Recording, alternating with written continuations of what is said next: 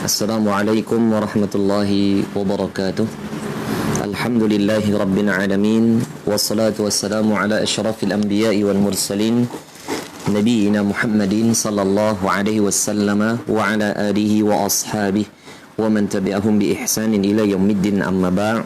Faqala Allah ta'ala fil Qur'anil Karim, a'udzu billahi as-sami'il 'alim minasy syaithanir rajim. Ya ayyuhalladzina amanu ittaqullaha haqqa tuqatih wa la tamutunna illa wa antum muslimun. Ayyuhal ikhwatal iman rahimani wa rahimakumullah.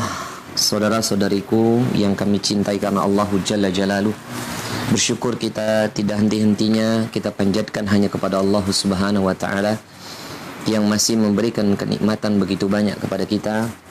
Nikmatul Islam, nikmat yang paling sempurna dan paling besar, sehingga kita sampai hari ini bisa merasakan keindahan sebagai seorang mukmin yang mengimani agama Islam yang sempurna ini. Kita bersyukur kepada Allah masih diberi kemudahan menjalankan sebagian dari hukum-hukum Islam, dan kita bersyukur kepada Allah Ta'ala masih memberikan kesempatan kita untuk menuntut ilmu walaupun via live streaming.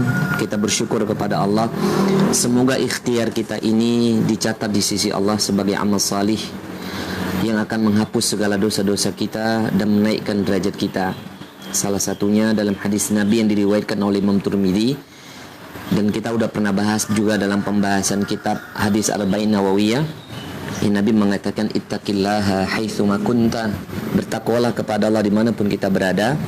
Wa atsbi'is sayyi'atal hasanata tamhuha, ikutilah, iringilah segala kemaksiatan, segala dosa-dosa dan kesalahan dengan kebaikan. Ya, niscaya Allah Ta'ala akan menghapus kesalahan tersebut.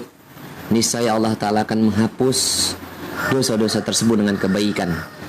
Dan semoga saja kita memohon kepada Allah, jamaah, di kesempatan siang hari ini Allah Ta'ala memberikan sebab-sebab turunnya rahmat kepada kita dengan diampuni segala dosa-dosa dan kesalahan kita selain taubat dan nasuha. Dan semoga saja Allah Ta'ala naikkan derajat kita menjadi orang bertakwa sehingga kita mati dalam keadaan husnul khatimah. Amin. Allahumma amin. Taib, jamaah yang dimuliakan oleh Allah, kita masih melanjutkan pembahasan kitab atau risalah kecil Sifat Ibadur Rahman yang dikarang oleh Fadilatul Syekh Abdul Razak bin Abdul Muhsin hafidhullahu ta'ala wa ghafarallahu lah wa liwalidayhi wa lil muslimin. Semoga Allah Ta'ala merahmati, menjaga beliau, menjaga kedua orang tua beliau, kemudian mengampuni dosa-dosa beliau, keluarga beliau, dan anak-anak keturunan beliau serta kaum muslimin. Amin Allahumma amin. Di pertemuan yang lalu telah kita bahas as-sifatur rabi'ah, sifat yang keempat, ya, yang berada di dalam kitab ini. Dan ingat, pembahasan sifat ibadur rahman berarti kita sedang membahas beberapa ayat di akhir-akhir surat Al-Furqan, dimulai di ayat yang ke-63. Dan terakhir, sifat ibadur rahman yang keempat adalah kita telah membahas, yakni di ayat ke-67. Sifat ibadur rahman yang keempat kemarin adalah tawassutuhum fin nafaqati bainal israfi wat taqtir. Mereka adalah orang-orang proporsional dalam memberikan nafkah, tidak berlebih-lebihan, tidak berfoya-foya atau juga tidak pelit. Dan yang sedang kita bahas di sini adalah tentunya para sahabat sebagai generasi terbaik yang langsung diajari oleh Nabi dan dipilih oleh Allah.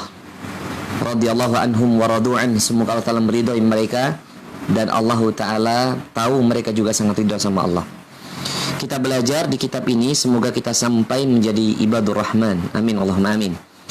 Kemarin telah kita bahas di ayat ke-67, walladzina idza anfaqu lam yusrifu wa lam yaqturu wa kana baina dzalika qawama.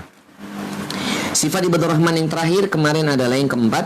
Dan orang-orang yang apabila dia menginfakkan harta-harta titipan Allah kepada mereka, lam yusrifu, mereka tidak berlebih-lebihan, tidak berfoya-foya, wa lam yaqturu, dan juga tidak pelit, ya. Wa kana baina dzalika, dan adalah mereka menjadikan kondisi kedua itu qawaman, proporsional atau seimbang. Nah, Hari ini insyaallah ta'ala kita akan melanjutkan as-sifatul khamisah, sifat yang kelima, sifat ibadur rahman yang kelima, yang disebut oleh Syekh Abdul Razak, bu'duhum an kabairid dunubi wa idha'imil atham, yakni ibadur rahman, hamba Allah yang dikasihi, yang disebut ibadur rahman adalah mereka orang-orang yang menjauhkan diri mereka dari dosa-dosa besar dan yang amat sangat membinasakan kesalahan tersebut. Jadi orang-orang yang menjauhkan diri dari dosa-dosa besar dan kesalahan-kesalahan yang sangat besar atau membinasakan. Dan ini dituangkan oleh Allah Jalla Jalaluhu di ayat yang berikutnya, ayat ke-68. Di mana di sini Allah Jalla Jalaluhu yang dinukil oleh Syekh Abdul Razak berfirman, a'udzu billahi minasyaitonir rajim, walladzina la yad'una ma'allahi ilahan akhar wa la yaqtuluna an-nafsa allati harramallahu illa bil haqq allati harramallahu illa bil haqqi wa la yaznun, ya, wa man yaf'al dzalika yalqa athama. Ini adalah sifat ibadur rahman yang kelima. Jadi kalau kita perhatikan jamaah yang dimuliakan oleh Allah, dari sifat yang pertama, kalau kita mau murojaah, adalah orang yang sakinah, berwibawah dan tawaduk kepada perintah Allah dan manusia. Itu adalah hak seorang hamba kepada Allah, ibadah seorang hamba kepada Allah dan kepada manusia. Yang kemudian yang kedua adalah sifatus saniyah, dia menjaga hak-hak Allah dengan salat-salat wajib, terutama tambahannya salatul lail. Yang ketiga kemarin adalah orang-orang yang betul-betul memiliki rasa takut yang sangat tinggi sama Allah dan khawatir kalau seakan-akan Allah Ta'ala tidak menerima amal salihnya dan dia akan mendapat azab, waliyadzubillah, serta menggabungkan khauf tadi dengan roja. Yang keempat kemarin nafaqah. Lah kali ini kita diingatkan oleh Syekh Abdul Razak di ayat yang ke-68, ibadur rahman bukan saja hanya beramal ibadah menjalankan perintah Allah Ta'ala semata. Kalau kita perhatikan tadi itu, poin pertama, sifat ibadur rahman yang pertama sampai yang keempat, itu adalah perintah dari Allah Jalla Jalaluhu agar kita mengerjakannya.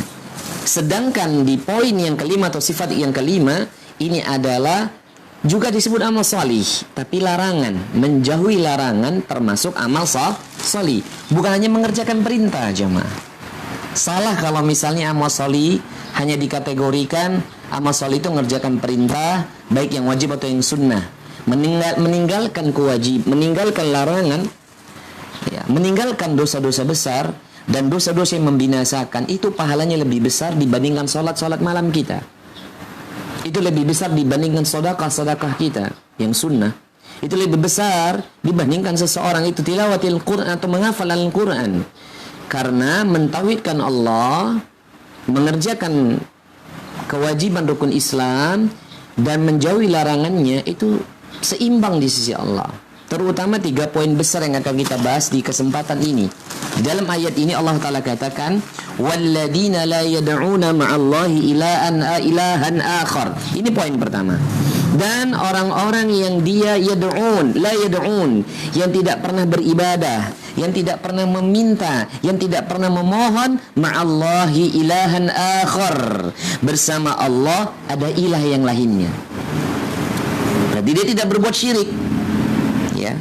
Wala yaqtuluna an-nafs allati harramallah illa bil haqq. Dan yang kedua, ibadur rahman adalah mereka yang tidak pernah menumpahkan darah, tidak pernah membunuh jiwa yang Allah Ta'ala haramkan atasnya untuk dia lakukan kecuali dibenarkan dari syariat.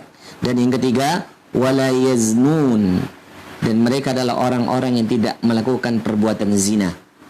Waliyadzubillah. Maka kalau kita perhatikan jamaah yang dimakan oleh Allah Subhanahu wa Ta'ala, di pembahasan kali ini kita diingatkan oleh Syekh Abdul Razak bahwasannya kita diingatkan tentang dosa yang amat sangat besar, dosa yang besar dan amat sangat besar, dan dosa yang membinasakan. Untuk itu Syekh Abdul Razak mengawali tulisan beliau dengan famin abrazi sifatu ibadur famin abarazi sifati ibadir rahmanil muttaqin. Maka berikut ini yang termasuk ya sifat atau karakteristik ibadur rahman muttaqin yang bertakwa kepada Allah. Satu, ijtanabuhum kabairud dunubi wal atham. Mereka adalah orang-orang yang menjauhkan diri mereka, menjaga diri mereka kabairud dunub, dari dosa-dosa yang amat sangat besar, wal atham, dan kesalahan. Wa qad khassallahu azza wa jalla fi hadha as-siyaqi thalatha kabair bidzikri. Wa qad khassallahu azza wa jalla, dan sungguh Allah azza wa jalla mengkhususkan dalam pembahasan ini, dalam urutan-urutan pembahasan ayat ini, thalatha kabair bidzikri, 3 dosa yang disebutkan. Ya, jadi maksudnya Syekh Abdul Razak mengatakan di poin yang kelima, karakteristik ibadur rahman yang kelima ini adalah yang disebut Allah hanya 3 dosa besar, jemaah. Ya, dan sungguh Allah Ta'ala secara khusus meletakkan 3 urutan dalam 3 dosa besar ini, li'annaha a'zamul kabair wa shudduha ala itlaq. Karena apa? Karena sesungguhnya 3 urutan dosa besar ini, syirik, ya, membunuh, dan zina, itulah dosa yang sangat besar dan amat sangat dilarang oleh Allah Jalla Jalaluh ketika seorang itu jatuh dalam perkara tersebut, yaitu asyirku billahi ta'ala. Ya, orang yang meminta ya bersama Allah dan Tuhan yang lainnya, ya, meminta kepada Allah tapi minta sama yang lainnya, itu asyirku billahi ta'ala, berbuat syirik kepada Allah. Yang kedua, wa qatlun nafsil ma'sumah, ya, wa qatlun nafsil ma'sumah, dan membunuh jiwa yang dilindungi dan dijaga, aman dia. Dan yang ketiga, wazina, 3. Walaupun begini jemaah, di khusus ayat ini memang Allahu Jalla Jalaluhu hanya menyebut 3 dosa saja, syirik, sekali lagi, membunuh dan berzina. Bukan berarti Allahu Jalla Jalaluhu atau syariat Islam yang mulia ini menafikan atau meniadakan, menyingkirkan dosa-dosa besar yang lain, enggak. Kalau kita perhatikan misalnya, bagi Anda yang pernah mengikuti kajian kitab Al-Kabair yang dikarang oleh Al-Imam Adz-Dzahabi, dosa besar yang pertama jelas di situ syirku billah, yang kedua adalah membunuh, yang ketiga adalah sihir, yang keempat meninggalkan sholat, yang kelima tidak membayar zakat, ya, dan seterusnya dan seterusnya. Artinya kalau kita melihat di ayat ini, Allah Ta'ala hanya mengkhususkan 3 dosa ini sebagai perwakilan untuk dosa-dosa yang lainnya. Bukan berarti menafikan dosa yang lain, sihir, ya enggak. Nanti kita akan bahas ya. Kemudian juga durhaka sama orang tua, meninggalkan sholat, tidak membayar zakat, tidak berpuasa di bulan Ramadan, misalnya begitu. Kemudian nanti banyak dosa-dosa besar yang lain, ada 76. Ikhwatil iman, ada 76 yang ditulis oleh Imam Adz-Dzahabi dalam kitab Al-Kabair berdasarkan qala Allah qala Nabi dan ijma'ul ulama. Jadi kalau kita melihat dari 76, 10 aja misalnya, 10 poin yang pertama itu dosa besar. Sekali lagi, 3 dosa ini menjadi tazkirah, menjadi pengingat, wa nadhiran, dan peringatan bagi kita akan betapa besarnya dosa-dosa tersebut. Kemudian Syekh Abdul Razak mengingatkan kepada kita di dosa yang pertama, yakni asyirku billah. Fa amma asyirku fahuwa muta'alliqun bihaqqillahi ala ibadihi wa huwa adh-dhanbu alladhi la yaghfirullahu 'azza wa jalla liman mata 'alaihi. Kata Syekh Abdul Razak, maka adapun berbuat syirik, wal iyadu billah, fahuwa muta'alliqun bihaqqillahi ala ibadihi. Kalau perbuatan dosa syirik ini jelas ada satu perbuatan yang kaitannya hubungan dengan hak Allah atas hamba-hambanya.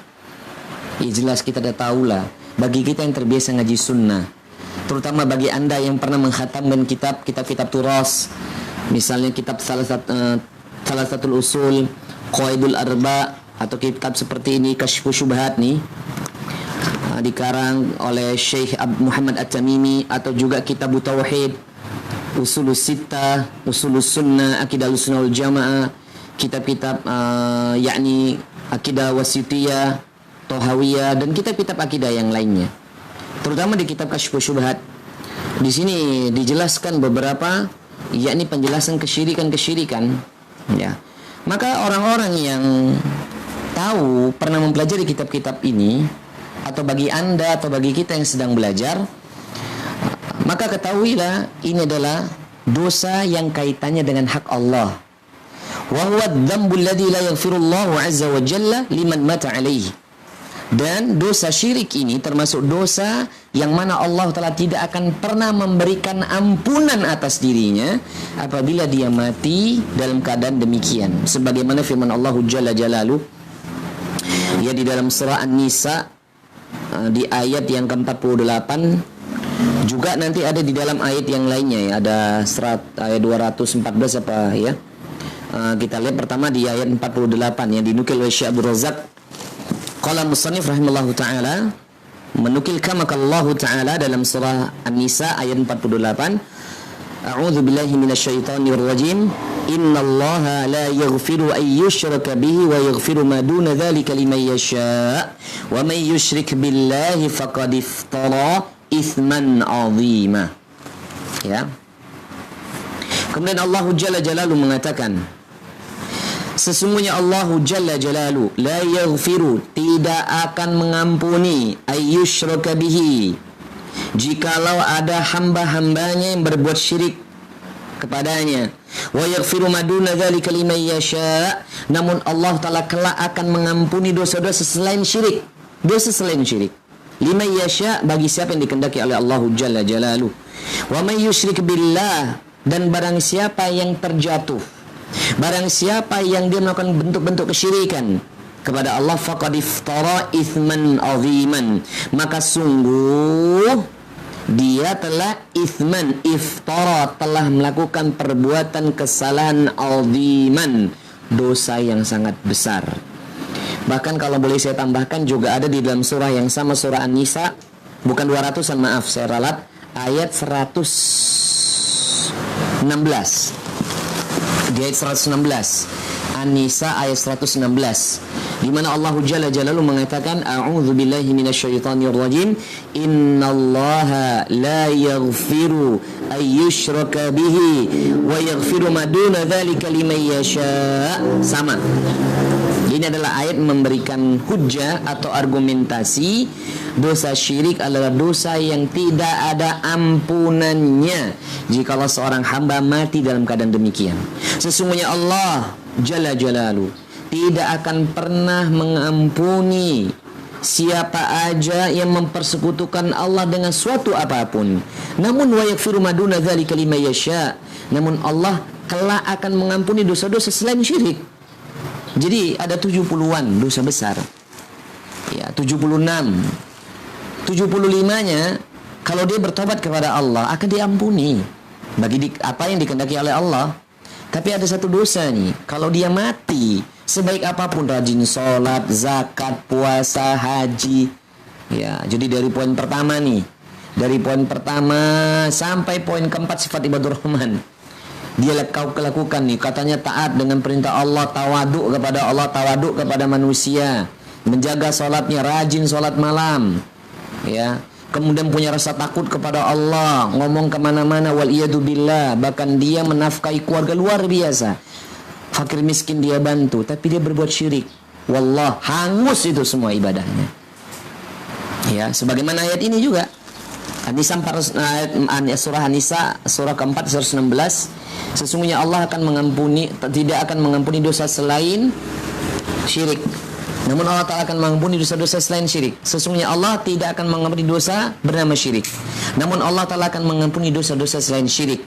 Wa may yusyrik billahi faqad dhalla dhalalan ba'ida, dan barang siapa yang berbuat syirik kepada Allah, maka sungguh dhalla dhalalan ba'ida, ia telah terjatuh ke dalam kesesatan yang amat sangat jauh, ba'idan.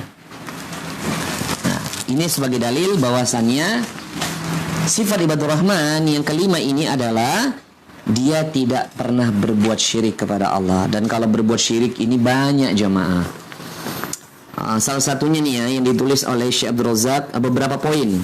Nanti kita akan sebutkan ya.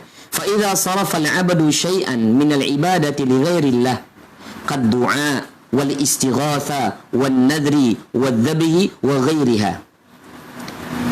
Maka apabila seorang hamba memalingkan sesuatu dari ibadahnya, maka jikalau ada seorang hamba yang dia memalingkan dari ibadah-ibadah yang dia kerjakan kepada selain Allah, contoh yang diberikan oleh Syekh Abdul Razak seperti doa, istighatsah, nazar, dan sesembelihan.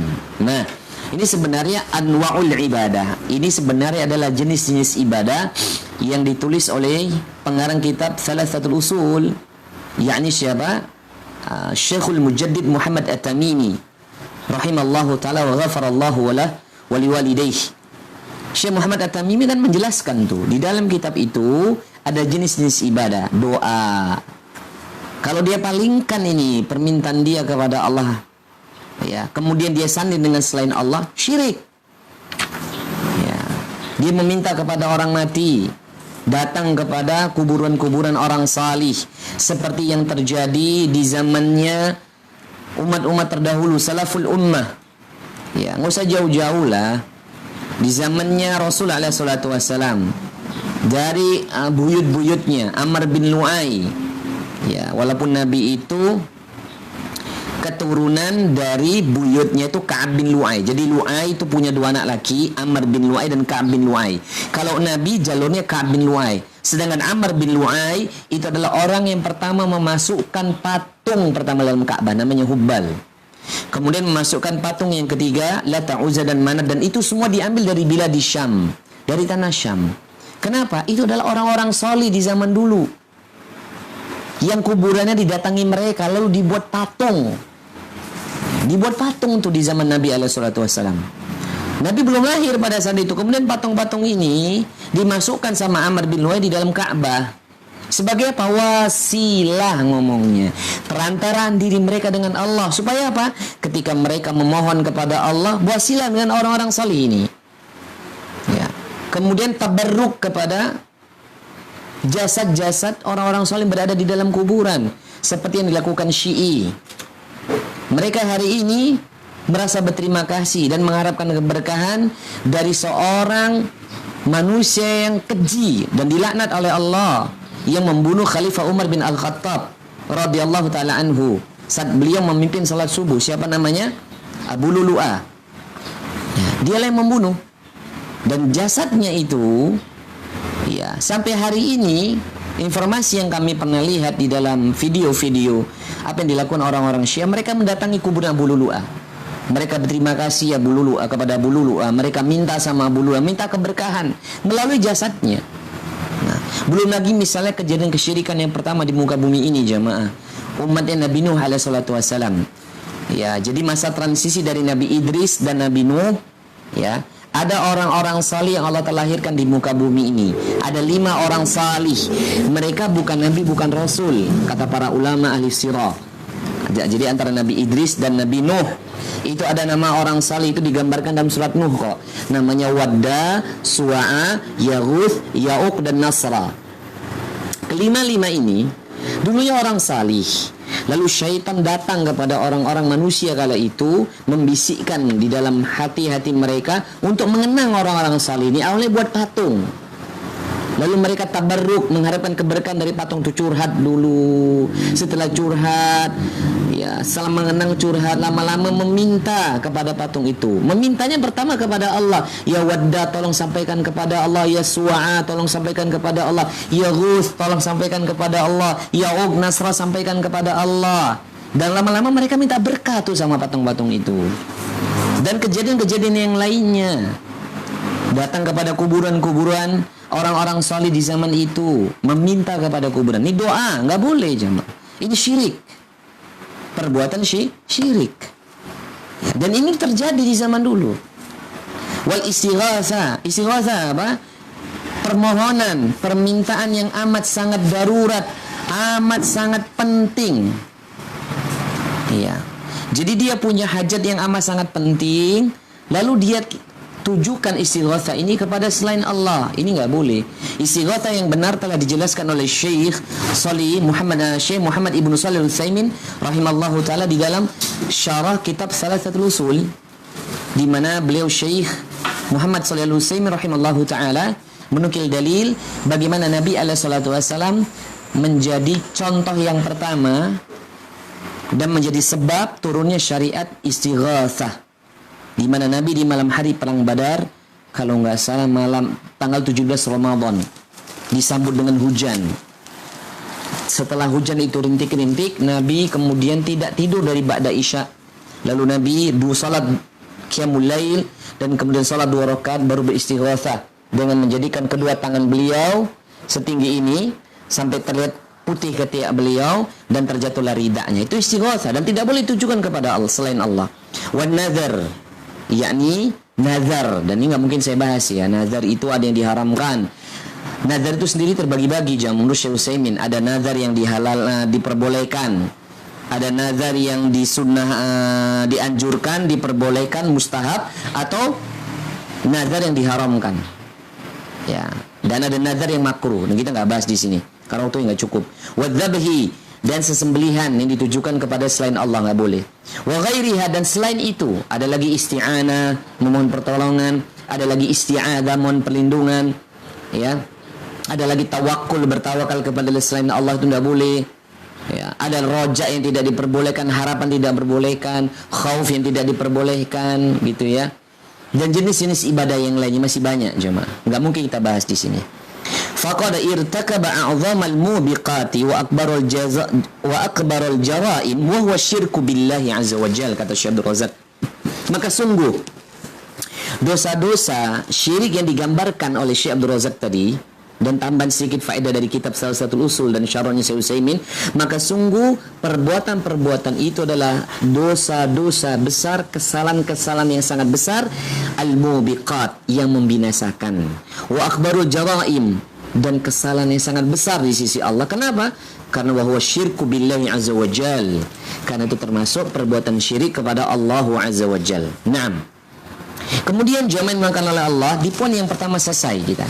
Karena di tulisan Syekh Abdul Razak, beliau hanya membahas sedikit aja, sekelumit aja tentang berbuat syirik.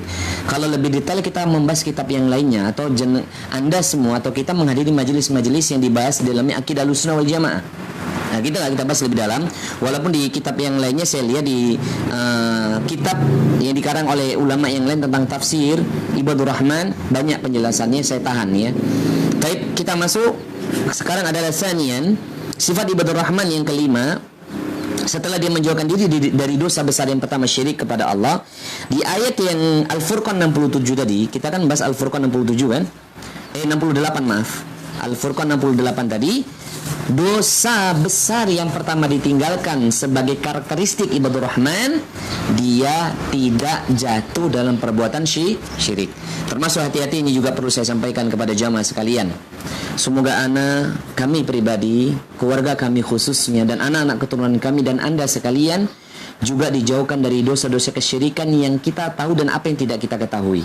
Termasuk dosa syirik yang selalu menghantui setiap orang mukmin. Yakni apa? Asyirkul asghar. Syirik kecil bernama apa? Ar-riya. Riya. Ya, ada ungkapan seorang ulama ya di kalangan tabi'in, udah kita bahas kalau nggak salah. Namanya Fudail bin Iyad kalau saya tidak salah. Atau kurang lebih lah di zaman tabi'in. Semoga Allah telah mengampuni dosa-dosa saya ketika saya salah menyebutkan siapa nama tabi'innya. Riya itu adalah, ini yang paling berat ya, kita udah bahas kok. Yang paling berat itu riya adalah tidak jadi mengerjakan satu amal ibadah karena makhluk, itu riya, pamer gitu. Tapi ketika mengerjakan ibadah karena makhluk, itu namanya syirik. Nah, repot kan. Riya tadi itu syirkul asghar. Riya itu syirik kecil. Ya, ingat loh kata ulama di kalangan tabi'in, tidak jadi mengerjakan amal ibadah karena seseorang makhluk, Itu namanya riya, pamer. Dan Nabi SAW pernah mengatakan dalam hadis yang diriwayatkan oleh Imam Muslim al-Ghairu, saya ambil dalam kitab Tauhid, Syekh Muhammad At-Tamimi menukil hadis ini. Nabi mengatakan sesungguhnya hal yang amat sangat aku takutkan menimpa diri kalian melebihi ketakutanku, kata Nabi, dibandingkan ketakutannya Nabi kalian jatuh dalam fitnatul Dajjal. Jadi Nabi, kata Nabi SAW, sesungguhnya aku lebih takut apabila kalian terjatuh dalam fitnatul melebihi ketakutanku dibandingkan kalian kena fitnatul Dajjal. Apa itu ya Nabi? Sampai engkau tuh lebih takut dibandingkan kami terjatuh dalam fitnatul Dajjal. Ini apa? Asyirkul asghar. Terjatuh dalam syirik kecil. Apa itu syirik kecil? Ar-riya, pamer. Lah, tidak jadi beribadah karena makhluk, itu riya. Tapi kalau jadi beribadah karena makhluk, itu syirik. Maka jamaah yang bilang kalau kedua-duanya dosa besar. Nah, ini harus hati-hati. Siapapun kita, termasuk kami yang duduk di sini, semoga Allah telah menjaga keikhlasan kami dan memberikan keistiqomahan kepada kami. Dan bagi kami, tim kami official ini yang ada di tempat ini, di ruangan ini, semoga kami dijaga keikhlasannya. Kami nggak mencari apapun. Semoga Allah telah menerima keikhlasan ini dan menjadi kemanfaatan sampai kami nanti berdiri di padang mahsyar. Amin Allahumma amin. Kemudian jamaah yang dimakan oleh Allah Subhanahu wa taala, itu hati-hati ya, syirik kecil ini bahaya. Dan kemudian kita lanjutkan, dosa besar yang kedua adalah wa qatlun nafsil ma'sumah, membunuh jiwa yang dilindungi dari syariat. Syekh Abdul Razak melanjutkan, wa amma qatalan nafsal ma'sumati fahiya jarimatun syani'atun. Dan adapun membunuh jiwa yang terjaga, terlindungi jiwanya menurut syariat, dia orang muslim jelas, atau orang kafir disebut kafir dhimmi, atau orang-orang kafir yang berada di dalam keamanan suatu negara yang berdiri syariat Islam di dalamnya, atau suatu negara yang mayoritasnya kaum muslimin, terjaga keamanan mereka, fahiya jarimatun syani'atun, maka orang yang membunuh jiwa tersebut termasuk terjatuh dalam kesalahan atau dosa yang sangat jelek, dosa yang sangat buruk. Yata'allaqu haqquha bil qatil alladhi zalama nafsahu bihadzal jurmi. Apa maksudnya? Kenapa? Karena ini adalah kaitannya hak orang yang dia bunuh dengan yang dibunuh. Hak kaitannya orang yang dia bunuh dengan yang membunuh. Yang mana orang yang membunuh ini telah menzalimi jiwa yang dibunuh tadi, dan dia jatuh dalam kesalahan ini. Ini repot ini kan. Dia punya dosa ini sama manusia yang dia bunuh. Bahkan ada penjelasan ulama yang lainnya. Ya, ada penjelasan ulama yang lainnya bahwasannya orang yang dia membunuh jiwa manusia yang sengaja tanpa ada aturan syar'i yang membenarkan, berarti sama saja seakan-akan dia mengambil hak rububiyah Allah. Apa itu rububiyah Allah? Al-Khaliq wal Malik wat Tadbir. Allah lah yang menciptakan, Allah lah yang menguasai, meraja, dan Allah Ta'ala yang memelihara dan mengatur urusan makhluknya. Lah, kalau misalnya seorang manusia yang membunuh manusia yang lain, bukankah dia telah mengambil rububiyah Allah sejatinya? Ada ulama yang mengatakan demikian. Bahkan jamaah yang dimakan oleh Allah, Allah Ta'ala menegaskan tuh di dalam misalnya di ayat yang lainnya ya. Ini di beda ayat ya, di surah Al-Maidah ayat 32 misalnya. Ini bahaya ini ya. Tapi sebelum Al-Maidah 32 kita baca dulu keterangannya Syekh Abdul Razak. Sekali lagi, kenapa membunuh jiwa yang tidak bersalah itu termasuk dosa yang besar? Karena kaitannya ada hak yang dia ambil, yakni seorang pembunuh menzalimi jiwa yang dia bunuh. Wa tata'allaqu bil maqtuli alladhi uzhikati nafsu bighairi wajhin haqqin. Dan yang kedua, kaitannya karena orang yang dia bunuh itu adalah orang yang dia telah cabut nyawanya tanpa ada alasan kebenaran menurut syariat. Wa tata'allaqu bi auliya'il maqtuli aidan. Bukan hanya dosanya bercabang-cabang ini. Pertama tadi ya, dia melanggar perintah Allah, atau dia mengatakan dia mengambil haknya Allah. Kemudian dia telah membunuh jiwa, berarti dia punya dosa sama orang yang dia bunuh tadi tanpa ada alasan syar'i. Yang ketiga apa? Kaitannya dengan keluarga atau sahibul musibah yang dia bunuh juga. Jadi dosanya berlipat-lipat nih. Lah kalau dia seorang suami, dia meninggalkan seorang istri satu dan anak-anak sekian, berarti berapa orang dia dizolimi? Atau seorang ibu yang dia bunuh, ya, seorang wanita yang dia bunuh, ada suami yang dia zalimi, ada anak-anak yang dia zalimi. Apalagi membunuh satu keluarga, wal iyadu billah. Karena mereka punya orang tua dan punya saudara kandung dan punya yang lainnya. Jadi dosanya banyak ini. Kenapa dosa membunuh? Bahkan tadi saya katakan dalam kitab Al-Kabair, Al-Imam Az-Zahabi meletakkan dosa besar yang kedua setelah syirik adalah qatalan nafs, membunuh jiwa. Coba. Dulu saya kira setelah syirik itu sihir.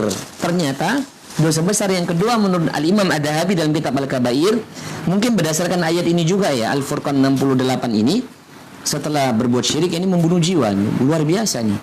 Ya. Kenapa? Karena tadi juga Allah Ta'ala katakan di dalam surah Al-Maidah misalnya, di ayat ke-32, wa qala ta'ala, ya, man qatala nafsan bighairi nafsin aw fasadin fil ardi faka'annama qatala an-nasa jami'an wa man ahyaha faka'annama ahyan nasa jami'an. Al-Maidah ayat 32. Ya. Man qatala nafsan bighairi nafsin, annahu man qatala nafsan bighairi nafsin. Ini potongan ayat ya, potongan ayat ya. Ya, man qatala nafsan, siapa aja yang membunuh jiwa bighairi nafsin, ya, kepada jiwa yang tidak dibenarkan tuh dia bunuh, au fasadin fil ard, atau melakukan kesusahan di muka bumi ini karena pembunuhan tadi, faka'annama qatalan nasa jami'an, seakan-akan kata Allah dia telah membunuh jiwa semuanya. Wa man ahyaha faka'annama ahyan nas, dan siapa saja yang membiarkan manusia itu hidup, maka sungguh dia telah seakan-akan menjadikan manusia itu hidup semuanya. Artinya kan repot ini. Kalau ada orang membunuh dengan sengaja, maka wahai kaum muslimin, perhatikan dosa besar yang kedua ini ya, dalam pembahasan ini. Termasuk kami yang kami cintai, bapak-bapak, para petugas keamanan negeri yang kita cintai ini, yakni bapak-bapak yang berada di garda terdepan, bapak-bapak tentara, bapak TNI dan bapak polisi, ketika menjalani tugas, saya yakin, kami percaya, dan kami sangat saya yakin dan sadar, bapak-bapak adalah orang-orang yang bisa menjaga kode etik, dan semoga bagi anda yang kaum muslimin dijaga sama Allah ketika melakukan tugas tidak serampangan mengambil tindakan. Tentunya sudah melakukan beberapa SOP gitu ya, beberapa SOP yang telah ditetapkan berdasarkan kebijakan negara ini. Ditambah lagi takutlah kita sama Allah karena menumpahkan darah seorang muslim atau seorang manusia seakan-akan dia telah membunuh jiwa semuanya, manusia yang lainnya. Ini berat ini. Bahkan juga Allah Ta'ala mengancam tuh dalam surah An-Nisa ayat 93. Ya, ini tambahan faedah ya. Tambahan faedah. Kenapa dosa besar, dosa membunuhnya adalah dosa besar yang kedua menurut Al-Imam Az-Zahabi, dan pembahasan ini juga yang kedua ya. Karena ada ayat ini juga nih, An-Nisa ayat 93. Coba dibuka, kaum muslim yang berada di rumah silakan dibuka mushafnya atau handphonenya. An-Nisa ayat ke-93, surah keempat 93. Wa qala ta'ala a'udzu billahi minasyaitonir rajim. Wa may yaqtul mu'minan muta'ammidan fajaza'uhu jahannam khalidan fiha wa ghadiballahu 'alaihi wa la'anahu 'adda lahu 'adzaban 'aziman. Dan siapa aja yang membunuh seorang mukmin dengan sengaja, ini seorang mukmin nih, dia bunuh dengan sengaja, fajazauhu, maka Allah Ta'ala akan berikan balasan kepada mereka jahannam khalidan fiha, mereka kekal selama-lamanya di sana. Wa ghadiballahu alaihi, dan Allah sangat murka sama mereka. Wa la'anahu, dan Allah Ta'ala laknat, bukan hanya dimasukkan neraka jahanam, kekal di sana, Allah murka sama mereka, Allah melaknat mereka. Wa adalahu adzaban aziman, dan Allah menambah bagi dia adab yang sangat besar. Waliyadzubillah. Bahkan kita telah bahaskan di pertemuan yang lalu ketika kita membahas sifat ibadur rahman yang ketiga, khauf. Bagaimana siksaan yang akan Allah Ta'ala berikan bagi seorang hamba di yaumul akhir. Siksaan paling ringan di nerakanya Allah. Allahnya meletakkan sebongkah bara api neraka di kedua telapak kaki manusia yang panasnya hingga meleleh hingga ubun-ubun. Hingga panasnya sampai ubun-ubun meleleh, itu panas. Itu siksaan paling ringan. Terus bagaimana orang-orang yang membunuh seorang mukmin? Waliyadzubillah. Semoga kita dijaga sama Allah. Dan membunuh tidak harus juga kita megang senjata dia, kita harus memukul dia. Yang tidak disadari kadang ucapan ini, tindakan ini bisa membunuh orang, namimahin orang, mengadu domba orang, ngomporin orang, manasin orang supaya orang itu tercelaka, terjatuh. Itu demi Allah, itu termasuk membunuh gara-gara ucapan. Ini dosa besar ini. Ya. Bahkan Syekh Abdul Razak menukil hadis yang diriwayatkan oleh Al-Imam Ibnu Majah dalam kitab Sunannya, bahkan disahihkan oleh Syekh Al-Albani rahimallahu ta'ala rahimahumullahu ta'ala, semoga Allah merahmati keduanya, Imam Ibnu Hibban dan Syekh Al-Albani dalam kitab Sahihul Jami'. Beliau menukil hadis Nabi alaihi salatu wasallam, la zulud dunya ahwanu 'ala Allah min qatli mu'minin bi ghairi haqqin. La zawalud dunya ahwanu 'ala Allah min qatli mu'minin bi ghairi haqqin. Sungguh, kata Nabi, bagi Allah dunia ini lebih rendah, bagi Allah dunia ini lebih hina dibandingkan terbunuhnya seorang mukmin tanpa hak yang dibenarkan oleh Allah. Demi Allah jemaah, ini kata Nabi. Sungguh, sampai kata alamnya taukid, ini sungguh bagi Allah, di sisi Allah dunia ini lebih rendah, dunia ini lebih hina, dunia ini lebih kecil dibandingkan terbunuhnya seorang mukmin karena sebab hal-hal yang tidak dibenarkan oleh syariat. Maka wajar jemaah, kenapa kemudian Allah Ta'ala meletakkan sifat ibadur rahman yang kelima ini tidak membunuh jiwa.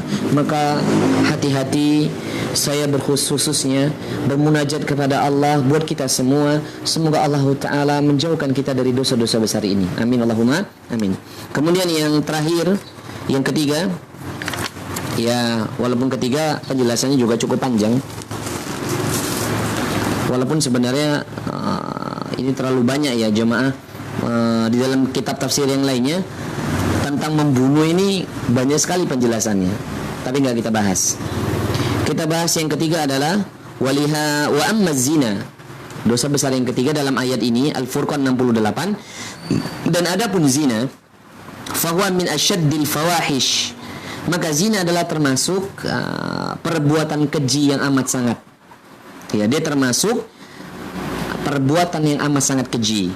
Allati tumridul qalba wa tufsiduhu wa tulhiquhu bil 'abdi wal mujtama'i adraran, ya, a'idatan mutawa'inatan imaniyatan wa bananiyatan wa nafsiyatan wa ijtima'iyatan. Masya Allah ya, ini semuanya isim nakirah jemaah. Ini menunjukkan memang dosa-dosa ini merusak segala-galanya. Semoga Allah Ta'ala mengampuni dosa-dosa kita dan menjauhkan kita dari perbuatan ini. Apa kata Syekh? Dan zina, sedangkan adapun zina, dia termasuk perbuatan dosa yang sangat keji, yang mana tumridul qalba, dia akan merusak hati. Wa tufsiduha, bahkan akan bukan hanya merusak, tumridul qalba, dia akan menjadikan hati itu sakit. Wa tufsiduha, akan merusaknya. Wa tulhiqu bil 'abdi, ya, wal mujtama'i adraran. Bahkan bukan hanya itu. Seseorang ketika dia berbuat zina, seseorang hamba ketika berbuat zina, dia sungguh telah mengumpulkan keburukan-keburukan yang sangat banyak. Ya. Mutawa'inatun imaniyatan, bahkan dia akan merusak dalam hal yang lainnya. Keburukan dalam hal apa saja? Keburukan dalam muta'awiyatun, ya, ini keburukan dalam menolong dirinya sendiri. Imaniyatan, akan merusak atau mendatangkan keburukan di dalam imannya, akan merusak badannya, akan merusak jiwanya, dan wa ijtima'iyatan, dan merusak segala-galanya. Iya kan? Zina ini bukan hanya perkara sepele, jemaah. Zina ini akan merusak segala-galanya. Ya. Bahkan kata Syekh Abdul Razak, ketika seorang hamba terjatuh dalam perkara ini, sungguh dia telah mengumpulkan semua keburukan yang ada. Ya, imannya rusak, badannya ikut rusak, jiwanya ya kacau gitu kan. Bahkan dia telah mengumpulkan semua dosa-dosa yang lain ya. Maka lahirlah penyakit HIV/AIDS gitu ya. Dan berbicara zina, zina itu kan ada 3. Ya. Zina yang paling parah adalah zina liwat. yakni zinanya LGBT. Ya, tuh kaum Sodom tuh. Ini bahkan hukumannya lebih parah dibandingkan rajam ya. Dinaikkan tempat yang amat sangat tinggi. Ini syariat nih. Kemudian dia didorong, setelah jatuh dilempari batu. Waliyudzubillah. Semoga Allah Ta'ala memberikan hidayah kepada mereka. Kemudian zina muhsan. Zina muhsan, zinanya orang yang sudah berumah tangga. Lah zina muhsan yang paling besar adalah ketika dia menzinai mahramnya sendiri. Ibu kandungnya, istri bapaknya, saudari kandungnya, saudara kandungnya, ya, saudara tirinya. Pokoknya yang mahram itu dia zina, itu zina muhsan yang paling besar, terutama ibunya. Ya. Kemudian apalagi zina muhsan yang di bawahnya lagi adalah menzinai istri tetangga. Nah, itu zina besar. Dan zina yang dikatakan sampai dukhul ya, sampai masuk ya, seperti hubungan suami istri, itu yang dikatakan zina. Kemudian ada lagi zina yang juga besar tapi dia derajatnya di bawah. Ya, di bawah yang 2 tadi, zina ghairu muhsan. Zinanya seorang pemuda dan pemudi yang belum menikah. Dan ini dicambukkan. Kita jelas dalam surah An-Nur itu. Orang-orang yang dia berzina ghairu muhsan, dia dicambuk 100 kali, didera 100 kali, baik laki dan perempuan. Lalu syariat ini mengatur mereka dipisah selama setahun. Yang 3 dosa ini. Dan itu ada penjelasannya di dalam kitab Al-Kabair atau dalam kitab-kitab yang lain. Kemudian Syekh Abdul Razak sebenarnya banyak sekali ya dalil-dalilnya ya. Gak mungkin kita bahas semua. Yang jelas di sini Allah Ta'ala melalui wasilah dari Syekh Abdul Razak ini telah menjelaskan kepada kita. Misalnya satu hadis Nabi SAW ya, dari yang diriwayatkan oleh Imam Bukhari dan Muslim, la yazni zani hina yazni wa huwa mu'min. Ini juga ada, hadis ini ada di dalam kitab Al-Kabair. Tidaklah seorang penzina tatkala dia sedang berzina dia disebut orang yang beriman. Itu kata Nabi lu.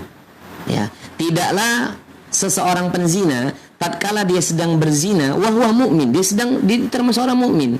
Jadi dia disebut orang mukmin. Artinya ketika dia berzina, keimanan itu dicabut sama Allah. Sebagaimana hadis Nabi yang dinukil Syekh Abdul Razak, di hadis yang diriwayatkan oleh Imam Abu Dawud dan disahihkan oleh Syekh Al-Albani dalam silsilah sahihah, Nabi mengatakan alaihi salatu wasallam, idza zana ar-rajulu kharaja minhu al-iman wa kana alaihi qaddullah fa idza inqata'a raja'a ilaihi iman. Ya. Kata Nabi, apabila seorang itu jatuh dalam perkara zina, apabila seorang itu jatuh atau dia melakukan perbuatan zina, kharaja minhul iman, maka telah keluarlah iman dalam dirinya, wa kana alaihi qaddulati, yang mana keluarnya itu seperti gumpalan hitam dari kepalanya. Jadi ketika orang berzina itu, Allah Ta'ala mengatakan apabila seorang itu jatuh dalam perbuatan zina, Allah Ta'ala telah menjadikan keluar iman dalam dirinya seperti gumpalan hitam yang ditarik dari kepalanya. Faida in qata'a raja ilaihi iman. Namun apabila dia berhenti dari perbuatan itu, bertobat kepada Allah, rujuk dia, ya, raja ilaihi iman, maka iman itu akan kembali pada dirinya. Kemudian Syekh Abdul Razak melanjutkan, sebenarnya walaupun dalil yang lain juga banyak ya.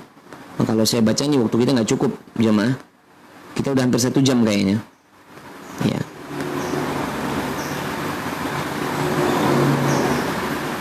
Ya, misalnya banyak sekali dalil-dalilnya ini nggak mungkin saya baca.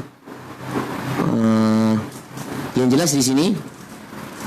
Kemudian Syekh Abdul Razak mengatakan waqad hadzarallahu azza wa jalla wa rasuluhu alaihi salatu wasalam min jami'il wasail allati tuqarribu li hadhihi al-fawahisha fawahishati aw takuna sababan liwuqu'iha faja'a an-nahyu an khalwati ar-rajuli bil mar'ati al-ajnibati wa an ibada'il mar'ati syai'an min zinatiha illa limaharimiha wa an khurujiha min baitiha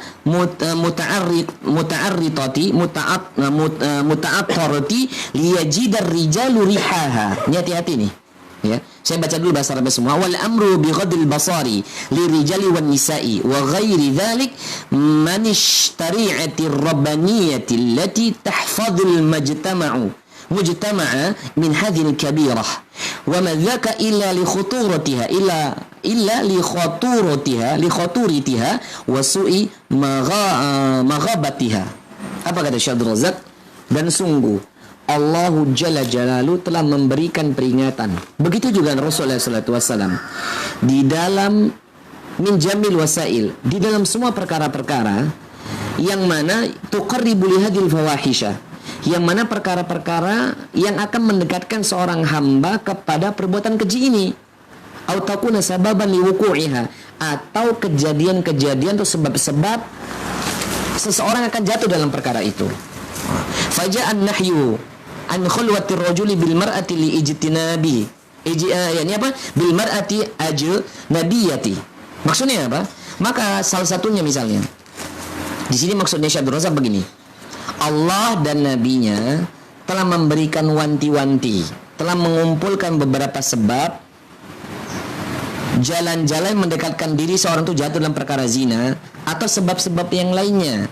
Misalnya ketika seseorang mendatangi yang dilarang oleh Allah, datangnya ini seorang laki-laki dan seorang perempuan yang mana apa? Yang mereka itu ajnabiyati, yang mereka itu tidak mau menjauhkan diri, berkhalwat, ya. An khalwatir rajul, berdua-duaan, seorang laki-laki dan perempuan. Ini dilarang. Wa an ibda'il mar'ati syai'an, atau dia seorang wanita yang dia min zinatiha, seorang wanita yang dia menampakkan sebagian perhiasannya, alias tidak menutup aurat, ya. Bil mar'ati ya illa limaharimiha, kecuali orang-orang yang termasuk mahram. Nah, salah satu sebab juga yang harus dia perhatikan wahai wanita, sebab-sebab engkau menampakkan perhiasan yang harusnya tidak kau tampakkan kepada orang-orang yang bukan halal bagi engkau. Kemudian wa an khurujiha min baitiha, atau wanita-wanita yang keluar dari rumah-rumahnya, muta'attirati liyajidar rijalu rihaha, yang dia menggunakan parfum, menggunakan wangi-wangian, sehingga kalau dia lewat di depan laki-laki wanginya ketinggalan tuh. Kan ada nih, saya pernah tuh ya, nggak sengaja ya, namanya kita pernah pergi ke mana gitu ya, kondangan satu tempat gitu, atau kita datang ke pengajian umum gitu ya, atau pernah ke mall gitu ya. Ke mall itu terakhir saya beli apa ya, beli handphone ya. Ya itu pun ditemenin ya, sudah lama sekali, itu pun handphonenya daerah Matahari itu ya, daerah Semarang bawah itu. Lihat, atau saya pernah ngisi di Huawei di Jakarta ya, di Kokas, kota Kasablanka, di bangunan kota Kasablanka itu kan ternyata mau masuk masjidnya Kokas ini melewati mall. Ya bagaimana, ada orang ya, ada cewek lewat ya, wangi banget ya, sekian meter tuh parfumnya ketinggalan. Mungkin dia pakai parfum setengah botol dipakai, setengah botol diminum kali ya. Wanginya luar biasa, subhanallah. Ini orang-orang yang dia keluar dari rumahnya memang mengenakan parfum sehingga laki-laki mencium itu haram. Ini sebab-sebab yang dilarang. Maka wahai para wanita, bukan Anda berarti dilarang pakai parfum. Anda itu sangat dianjurkan, bahkan mungkin wajib memakai parfum buat suami Anda di rumah. Tapi buat kami-kami mau ngapain gitu loh. Tapi juga jangan bau banget gitu ya. Diperhatikan juga kebersihannya. Wal amru bi ghadil basar, dan lirijali wan nisa, dan ini ada perintah agar kita menjaga pandangan mata kita dengan syahwat bagi laki-laki maupun perempuan. Wa ghairi dzalik minat tasyari'atil rabbaniyah, dan selain itu yang mana Allah Ta'ala telah mensyariatkannya. Agar apa? Kita menjaga semua hal ini dari dosa-dosa yang sangat besar ini. Wa madzaka ila li khuturiyatiha wa su'i maghabatiha. Dan hendaknya seseorang di antara kita setelah menjaga diri ya, Janganlah kemudian dia mencari jalan-jalan agar dia terjatuh dalam perkara-perkara yang hina dan buruk ini. Kemudian jamaah yang dilakukan oleh Allah Subhanahu wa taala, Syekh Abdul Razak melanjutkan, wa ba'da an dzakara Allah Subhanahu wa taala ijtanaba ibadihi li hadzal kaba'ir thalath. Ya, jadi syirik, membunuh jiwa dan zina. Ya. Dikatakan beliau wa ba'da, dan kemudian Allah Azza wa Jalla menyebutkan dosa bagi hamba-hamba ini. 3 dosa ini dosa besar.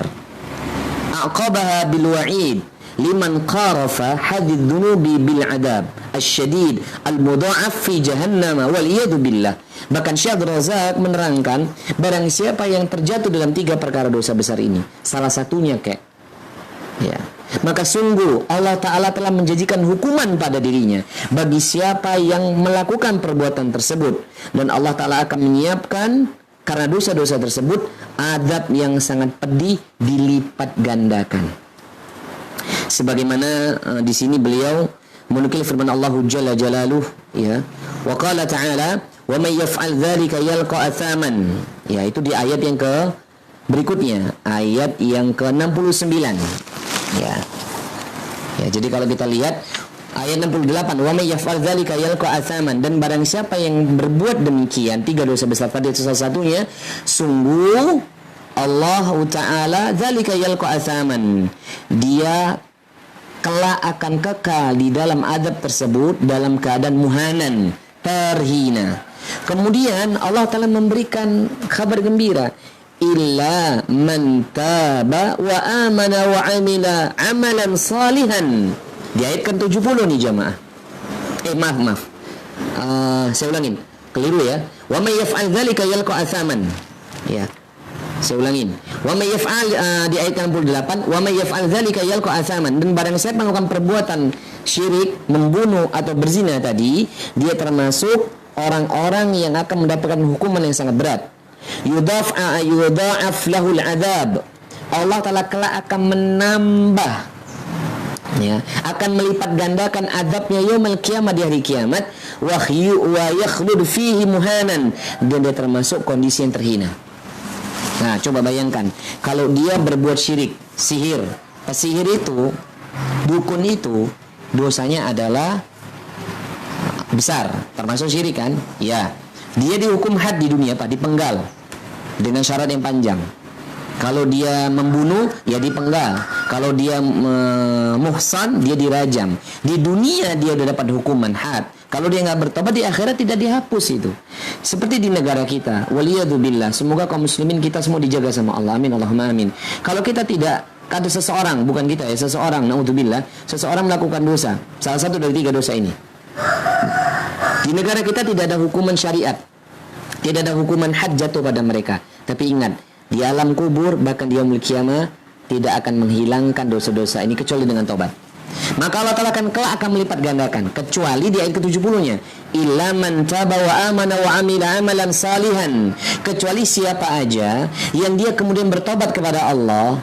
Barang siapa yang dia kembali kepada Allah, beriman serta melakukan amal saleh setelah dia melakukan dosa-dosa tersebut, faulaika yubaddilullahu sayyi'atihim hasanatan. Faulaika yubaddilullahu sayyi'atihim hasanatin. Maka mereka adalah termasuk orang-orang yang kelak Allah Ta'ala akan ganti keburukan-keburukan itu hasanatin, dengan kebaikan. Wa kana Allahu ghafurur rahima. Karena apa? Karena keberadaan Allah. Karena adalah Allah Maha Pengampun dan Maha menyayangi. Itu harus kita tahu. Kemudian di ayat yang ke-71 ditambah lagi, waman taba wa amila salihan fa innahu yatubu ilallahi mataban. Dan siapa aja yang betul-betul bertobat kepada Allah Jalla Jalalu, lalu dia kemudian menutup masa lalunya, menghiasi kesalahan-kesalahannya dengan amal salih setelahnya, fa innahu, maka ketahuilah sesungguhnya yatubu ilallah, Allah Ta'ala menerima, Allah Jalla wa'ala menerima karena tobat-tobatnya itu. Tapi dengan taubatan apa? Yang disebut mataban, taubatan nasuha. Nah, kemudian akhirnya Syekh Abdul Razak menutup ثم استثناء جل وعلا من هذا الوعيد الشديد من بدار وسراع إلى التوبة من هذه الكبائر وأناب إلى ربه عز وجل ورجع إليه لينال العفو والغفران ما الاستكثار من الأعمال الصالحات وأنواع الطاعات التي تقرب إلى الرحمن الله عز وجل لترتفع درجاته عند ربه ما شاء الله wa tatabaddalu sayiatu hasanatin. Masya Allah jemaah. Seperti ayat yang ke 8 ayat ke 70 tadi. Apa kata Syekh? Kemudian ketahuilah,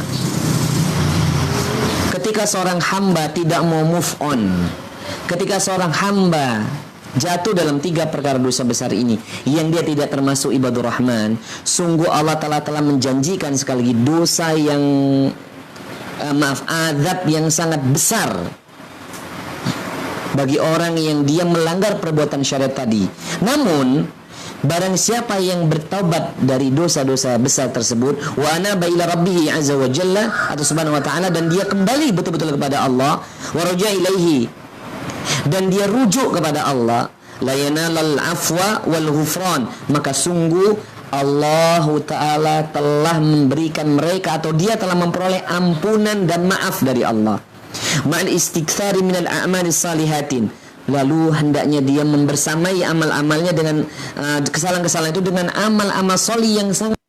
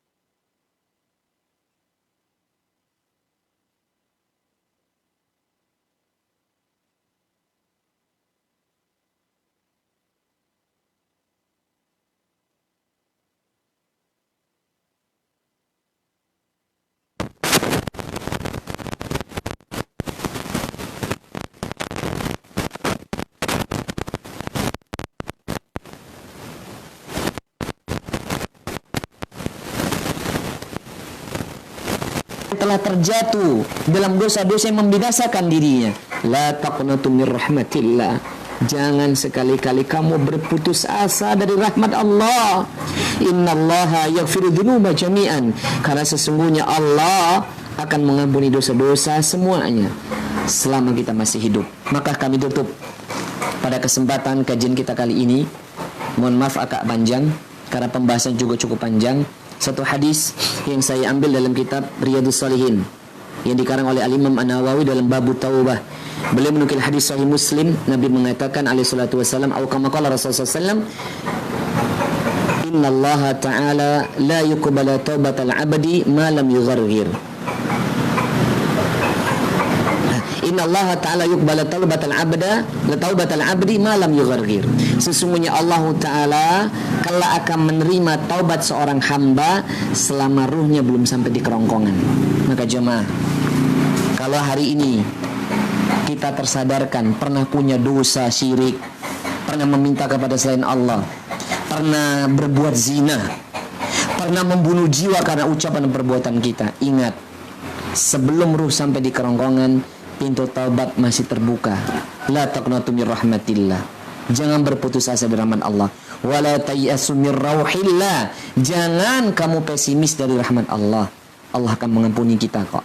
Selama kita mau menyadari, kita mau ngaku, dan kita memohon ampun kepada Allah dan mengisi waktu-waktu sisa waktu ini dengan amal salih. Semoga Allah Ta'ala jadikan kita seperti bayi yang baru lahir, dan kemudian kita mengumpulkan amal-amal salih begitu banyak. Barakallahu fikum jami'an. Semoga Allah Ta'ala tolong kita untuk memiliki sifat ibadur rahman yang kelima ini. Tersisa ada 3 sifat lagi. Semoga Allah Ta'ala tamamkan, sempurnakan kitab kecil ini agar kita selesaikan, dan semoga kita sampai kepada sifat ibadur rahman. Semoga Allah Ta'ala menjadikan kita demikian. Amin Allahumma amin. Subhanakallahumma wa bihamdik, asyhadu an la ilaha illa anta, astaghfiruka wa atubu ilaik. Wa sallallahu ala Muhammadin wa ala alihi wa sahbihi wa sallam wal akhir. Wassalamualaikum warahmatullahi wabarakatuh.